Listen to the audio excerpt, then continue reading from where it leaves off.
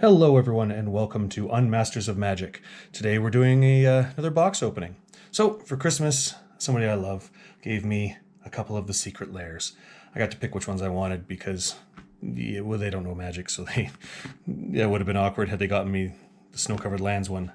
Yay! So let's see what they look like. Compare them to the originals. So first one we're going to open, Kaleidoscope Killers. This one just looks like it's going to be some good stuff. All right. So, that's some good packaging. All right. Go away. That is a nice box. Ooh, it's a very nice box. I'm not sure what I can redo that with, but nice box. So, something that they didn't advertise when they were making these secret lairs. You knew what you were going to get in one case. You were going to get the special things, but they threw in a bonus. So we're going to see what the bonus is afterwards. That secret little bonus. That is a nice box. I don't think it's reusable for decks just by the shape, but well, take a look. It's nice anyways. All right, so first things first, the cards we get. They're really well packed. You know, he's bought stuff on eBay and we don't normally get this. All right. So first thing we're going to take a look at, before we look at the pictures and the names, the card quality. All right, you can see already there's a fair amount of warp on these, which is disappointing. I mean, that's even more warp than you'd get coming out of a pack. So these are definitely would be considered probably marked cards if you don't use sleeves, although if you're buying these cards and you're not sleeving them, you're my friend Roger. You'll see in some of our gameplay days where he whips out original dual lands. They're not even in sleeves, which we nicknamed condoms. Now let's look at the cards though. So we have the Dragon, the Sliver Overlord, and the Reaper King. Now comparing them to the originals, let's start with the Dragon. All right, so this one, it's a nice dragon sitting on a rock. Good foil picture on it. Compared to the other one, I mean, you'll see in the side here, the other one's kind of it's a cool looking dragon standing there on the top of a mountain, clouds, but actually I think the original one's probably a little sweeter. This one's a little cartoony. I mean, it depends on your taste. It's a beautiful picture. It's just, it comes down to taste on that one. Second one, the Sliver Overlord. Now here, I think this one's a win over the original. I mean, the original one is,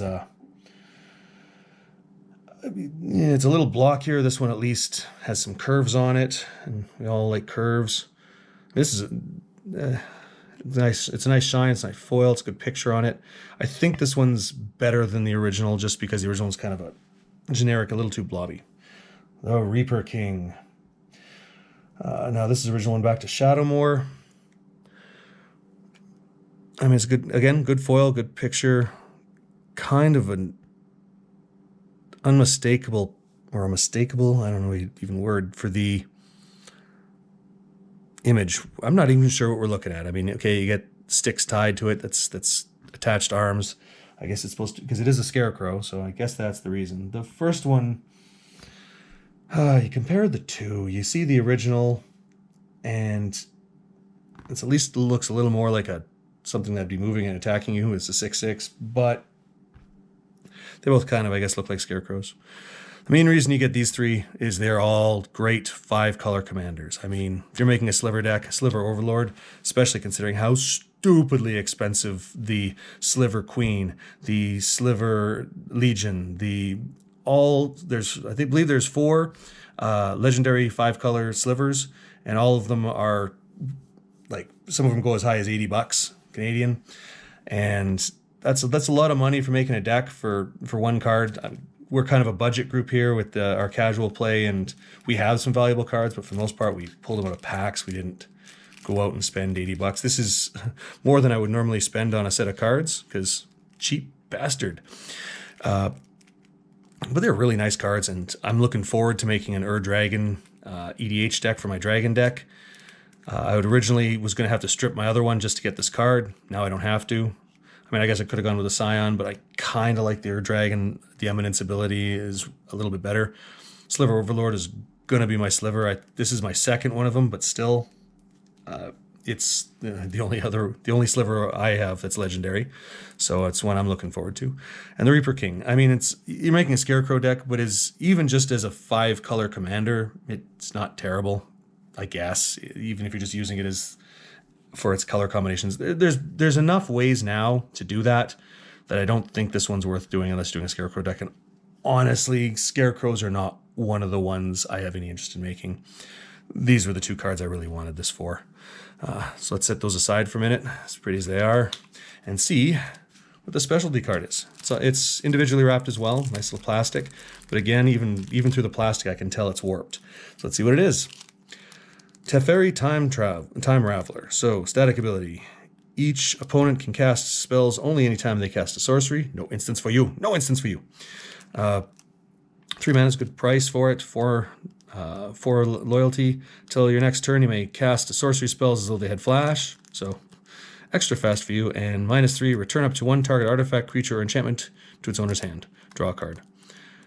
-3 is a lot for an unsummon. You do get to draw a card though, so I guess that kind of mitigates that. And it does allow you to defend itself, but considering you have to go -3 to defend itself, a little tough. The good casting cost, so I mean, it can probably go into standard. As an EDH, it's probably not spectacular, especially, well, no, let's be clear. Being able to cast a Wrath of God on your opponent's turn, there's nothing wrong with that, because it does say until your next turn. So it gives you an entire rotation of the table where you can hold stuff off with flash. And in EDH, giving your spells flash is huge advantage. Especially, it's great against when you're one-on-one. When there's 4 people and you can do anything on any of their 4 turns, it's super huge advantage. So those are those ones. Let's set those aside. My little warped bent half moon foil cards. Let's try the other one I got. Bitterblossom Dreams. I wonder what card's in here. Yeah.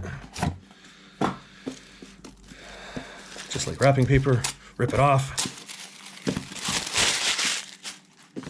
Nothing like throwing the wrapping paper in a pile. Pull it out.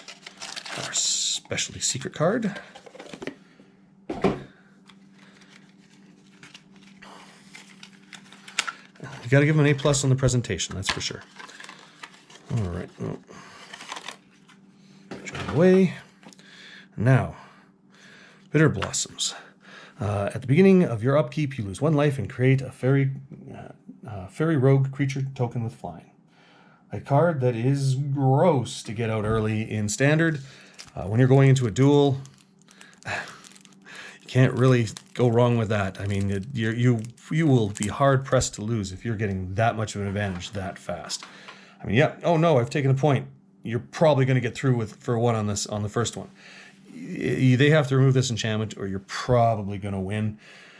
2 casting costs, got quite a few good uses out of that. I mean, and as for EDH, it's still solid. I mean, you have 40 life, so having it out there, if no game's going to go 40 turns, and you're going to get a lot of creatures out of it. Not as much damage, but somebody's going to be open to flying, especially if you have a bunch of them. You attack with 4 of them. Oh no, you lose 1, get through for 3. It's still got the advantage there. As for the picture, looking at the original, you can see it's kind of, I'm not even sure what you'd call that type of art, being not an art major. Very colorful. It's almost like a stained glass kind of imagery. This one is definitely more practical to a group of fairies, I think. You can tell more what it is based on the picture. The full art is really nice. I mean, let's be clear, it is really nice. I wish these ones had gone full art as well. Obviously, they're just different versions of cards. This full art is nice, where the picture extends through the text. That's something I don't think you see very often. Very, very nice. And that's a beautiful card. And I'm sure, I haven't checked the price on these things yet, but I mean, the original is going for 40 bucks Canadian from Morningtide. And it comes, I mean, the 4 tokens, there's nothing to sneeze at with the tokens. They're pretty nice looking tokens. they're definitely a step above the regular tokens that you get for this, and it's nice to be able to get at least 4 of the ones it comes with, so you have them. I'm a big token guy. You'll notice in all of our games there's usually a token for everything that I can get onto the table so we can mark it. It's just easier to keep track of stuff than dice or flipped over markers. My friends are going to hate that card when I put it into a deck. Just got to decide where it goes. And let's see the bonus card. Oh, and the Bitterblossoms. The Bitterblossoms does not have the warp on it, although it's not foil. It's just got the extended art. I know people love their foils, and foils are kind of cool looking, especially like you look at that one, it looks like a stained glass picture. But I like that picture going through the art or through the rule text a little better, especially the fact it's not going to warp on me.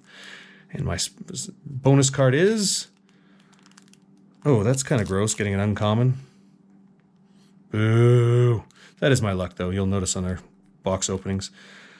The Sun's Heart. Each creature you control assigns combat damage equal to its toughness rather than its power. You gain life equal to its greatest toughness among creatures you control. Well, it goes into the most specific of decks. I mean, if you're going into a wall deck, you're going into a... what the hell's his name? Any of those EDH decks that require it, it gives you another way of playing it in case they get rid of your commander. But man, is that a very specific use card. I mean, this can go into virtually any white-blue deck, and it's still not bad. Just the first ability, stopping your opponents from playing instants, that's got use. Allowing you to cast your sorceries as flash. If you got a white deck with sorceries, or even a blue deck with sorceries, you can hold back, and you can wait to do your draw card at the end of the turn in case you want to counterspell. It adds so much versatility. That's a good card. This one is so specific that it's probably never going to end up in a deck with me. I mean, it's not a terrible card. It's just used so narrow, so narrow. I don't like that. That hurt my feelings. But the rest of these are gorgeous, especially the Bitterblossom. That is a hell of a picture. I mean, look at that. That is a cool looking picture and a cool set of art. Hope they make more cards like this. Well, thank you for watching Unmasters of Magic, and we'll see you next time.